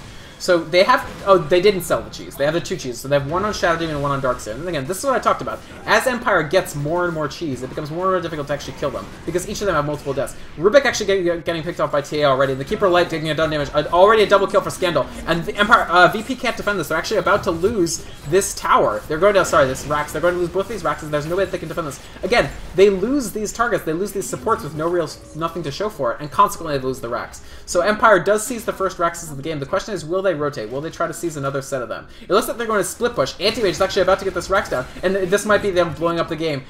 Do Keeper of the Light or Rubik have buyback? Neither of them do, so they might get megaed. Again, the damage from the Anti-Mage is so incredibly, and it looks like after the long pause, we might actually see VP not being able to take this. Funnick does have 1 cheese. He uses a cheese. It fills him up back to full. And Tinker and PL are out of position now. They're in a lot of trouble. Scandal's going out with a ton of damage. Big vacuum from Funnick. Clockwork does jump in. We have seen Ghost Scepter popped out from the Tinker, so he's alive. They do manage to take down Funnick, but that's just the Darkseer. Meanwhile, Anti-Mage is about to throw them. Blow Your Brain is about to kill this entire game while they're out trying to kill the Undying. The tier 4 towers are down. Anti-Mage is actually on the Ancient. He's dealing a ton of damage. Good Clockwork hook in there. They do stun the Anti-Mage for just that short amount of time, but the Clockwork's taking a lot of damage already. He might have to Ghost Scepter soon. Will he Power Cogs the Anti-Mage in? Will he actually lock him in? They don't. They actually don't do it with the Clockwork. They do. Anti-Mage has a defensive disruption. This is going to deal even more damage. Clockwork jumps in again, but they're taking a ton of damage on this Ancient. They're actually, the Ancient will go down. Scandal will be able to take it down, and Scandal Empire does close out the game just through the pure ability to have more farm and more damage on the Anti-Mage. So a very anticlimactic end in some respects because we had a 15-minute plus pause only to have Empire win in 1 minute. But certainly that's the disadvantage of playing from behind, right? If you have an Anti-Mage that's worth this much, he can blow up. I like that the gold per minute. This is pretty terrible gold per minute on an Anti-Mage. Only 187 gold per minute. Quite paltry if you ask me. So unfortunately, VP aren't able to hold off Anti-Mage in the end. There was too much damage coming out. They had this double threat from the Templar Assassin, and they roll over the rest of it.